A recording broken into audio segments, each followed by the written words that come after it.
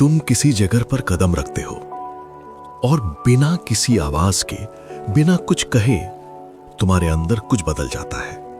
किसी ने कुछ कहा भी नहीं, कोई झगड़ा नहीं हुआ, सब कुछ ऊपर से बिल्कुल नॉर्मल लगता है। लेकिन तुम्हारा दिमाग पहले ही सब कुछ पढ़ चुका होता है। किसी का अजीब सा रिएक्शन, हल्की सी झिझक या एक लाइन जो सुनने में साधारण थी, लेकिन उसमें कुछ ऐसा था जो सिर्फ तुम्हें महसूस हुआ। लोग इसे इंट्यूशन कहते हैं, कुछ लोग इसे गिफ्ट भी बोलते हैं, लेकिन जो लोग इसे हर दिन जीते हैं वो जानते हैं असली सच्चाई। ये थका देता है, ये रुकता नहीं है, और सबसे मुश्किल बात, ये कभी बंद नहीं होता। एक खास तरह के लोग होते हैं जो सिर्फ किसी पल में नहीं रहते, उन्हें उसे समझना पड़ता है, तोड़ना पड़ता है, हर छोटी चीज का मतलब निकालना पड़ता है। एक छोटी सी बातचीत, एक अजीब सा पॉज, वो सिर्फ अपने साथ घर तक ले जाते हैं, घंटों तक सोचते हैं और उस एक पल के चारों तरफ पूरा एक मतलब खड़ा कर देते हैं। अगर तुम ऐसे हो या किसी ऐसे इंसान को जानते हो, तो तुम जानते हो ये कोई सुपर पावर नहीं है। कभी कभी ये सजा जैसा लगता है, लेकिन यहां एक बड़ी गलतफहमी है। ये सिर्फ ओवरथिंकिंग नहीं है, ये सिर्फ एंग्जाइटी भी नहीं है, और ये कोई पर्सनालिटी फ्लॉ तो बिल्कुल नहीं है। असल में ये उससे कहीं ज्यादा गहरी चीज है। अब सवाल ये है कि ऐसी अवेयरनेस आती कहां से है? मनोविज्ञान के हिसाब से इसके दो बड़े कारण होते हैं। पहला, कुछ लोग ऐसे ही पैदा होते हैं, उनका दिमाग और नर्वस सिस्टम शुरू से ही ज्यादा सेंसिटिव होता है। जहां बाकी लोग चीजों को सामान्य तरीके से देखते हैं, ये लोग हर छोटी डिटेल को ज्यादा गहराई से महसूस करते हैं, जैसे दुनिया उनके लिए थोड़ा और क्लियर, थोड़ा और इंटेंस हो। ये उनकी चॉइस नहीं होती, ये उनका डिफॉल्ट होता है। लेकिन दूसरा कारण और भी गहरा है। कुछ लोग ऐसे पैदा नहीं होते, उन्हें ऐसा बनना पड़ता है। सोचो, एक ऐसा बच्चा जो ऐसे माहौल में बड़ा हो रहा है जहां सब कुछ अनप्रेडिक्टेबल है। कभी घर में अचानक चुप्पी छा जाती है, कभी बिना वजह तनाव बढ़ जाता है, कभी किसी की आवाज का टोन ही सब कुछ बता देता है। उस बच्चे के पास ऑप्शन नहीं होता, उसे हर चीज को समझना सीखना पड़ता है, क्योंकि वही उसकी सेफ्टी बन जाती है। धीरे धीरे उसका दिमाग हर छोटी चेंज को पकड़ने लगता है, और यही स्किल जो उसे बचाने के लिए बनी थी, वो उसके साथ बड़ी उम्र तक चलती रहती है। फिर वो बड़ा होकर भी हर सिचुएशन को स्कैन करता है, हर शब्द के पीछे का मतलब ढूंढता है, हर इंसान को पढ़ने की कोशिश करता है, और फिर खुद से पूछता है कि मैं इतना ज्यादा क्यों सोचता हूं। लेकिन सच ये है, उसमें कुछ भी गलत नहीं है। उसने एक ऐसी इंटेलिजेंस डेवलप की है जो जरूरत से पैदा हुई थी। बस समस्या ये है, अब वो कभी बंद नहीं होती। अब ये रोजमर्रा की जिंदगी में कैसे दिखता है? मान लो तुम्हारा कोई दोस्त तुम्हें एक छोटा सा मैसेज भेजता है, बाद में बात करते हैं। ज्यादातर लोग इसे सिंपल समझेंगे, लेकिन तुम उसके हर शब्द का मतलब निकालने लगते हो। उसने ऐसा क्यों लिखा? कुछ गलत तो नहीं हुआ? टोन अलग क्यों लग रहा है?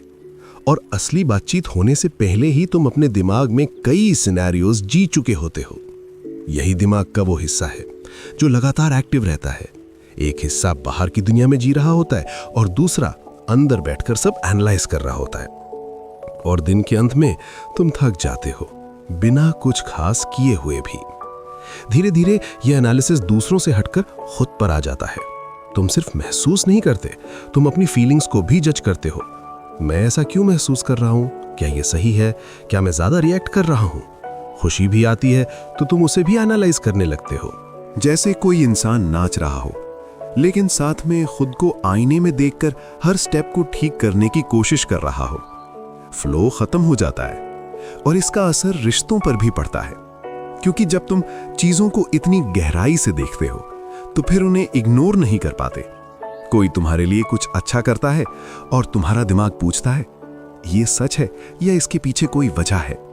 धीरे धीरे तुम हर चीज के पीछे मीनिंग ढूंढने लगते हो, और यहीं से एक अजीब सी दूरी शुरू होती है। तुम लोगों के बीच होते हुए भी अकेला महसूस करते हो। कभी ऐसा हुआ है, तुम किसी जगह पर बैठे हो, सब हंस रहे हैं, लेकिन तुम्हें अंदर से कुछ भारी सा महसूस हो रहा है जिसका कोई नाम नहीं है। ये सिर्फ एंजाइटी नहीं है, ये वो एम्पैथी है जिसका कोई ऑफ स्विच नहीं होता। दूसरों की फीलिंग्स तुम अपने अंदर महसूस करने लगते हो। कोई बेचैन है तो तुम्हारा मन भी बेचैन हो जाता है। कोई दुखी है तो उसका असर तुम्हारे अंदर रह जाता है और धीरे धीरे तुम वो सब महसूस करने लगते हो जो तुम्हारा था ही नहीं। लेकिन कोई ये नहीं पूछता तुम कैसा महसूस कर रहे हैं, और फिर ये सब तुम्हारे शरीर में जमा होने लगता है। हल्की सी धड़कन बढ़ती है तो दिमाग उसे खतरे की तरह लेने लगता है। एक छोटा सा सेंसेशन पूरे स्ट्रेस में बदल सकता है, और फिर एक अजीब सी बेचैनी हमेशा साथ रहती है। अब यहां दिमाग क्या करता है? वो कंट्रोल ढूंढता है। सोचता है अगर मैं हर चीज पहले से समझ लूं तो शायद मुझे चोट नहीं लगेगी। तो वो सिनेरियोज बनाता रहता है, हर पॉसिबिलिटी को जीता रहता है, और इसी चक्कर में वर्तमान पल छूट जाता है। लेकिन अच्छी खबर ये है, ये कोई स्थायी चीज नहीं है, और इसका हल ये नहीं है कि तुम अपनी अवेयरनेस को कम कर दो, बल्कि तुम्हें उसके साथ जीना सीखना है। एक बात समझो, हर चीज जो तुम नोटिस करते हो वो तुम्हारी जिम्मेदारी नहीं है। हर चुप्पी का मतलब नहीं होता, हर एक्सप्रेशन तुम्हारे बारे में नहीं होता। तुम देख सकते हो बिना उसे अपने अंदर लिए, समझ सकते हो बिना उसे उठाए। यहीं से बदलाव शुरू होता है। जब अवेयरनेस के साथ बाउंड्रीज जुड़ जाती हैं तो वही बोझ समझदारी बन जाता है। तुम अभी भी सब देख पाओगे, लेकिन अब वो तुम्हें थकाएगा नहीं। धीरे धीरे वो तेज नजर नर्म होने लगेगी, सटीक भी रहेगी लेकिन भारी नहीं लगेगी। अगर तुम्हें लगता है कि तुम भी ऐसे हो तो ये कमजोरी नहीं है, ये गहराई है, और गहराई को दबाना नहीं, समझना पड़ता है। और अगर तुमने अभी खुद को थोड़ा सा भी बेहतर समझ लिया है तो यही शुरुआत है एक हल्की आसान जिंदगी की। अगर ये बात तुमसे जुड़ी तो चैनल को सब्सक्राइब करना मत भूलना। अभी और भी बहुत कुछ है जो तुम्हें अपने बारे में जानना बाकी है।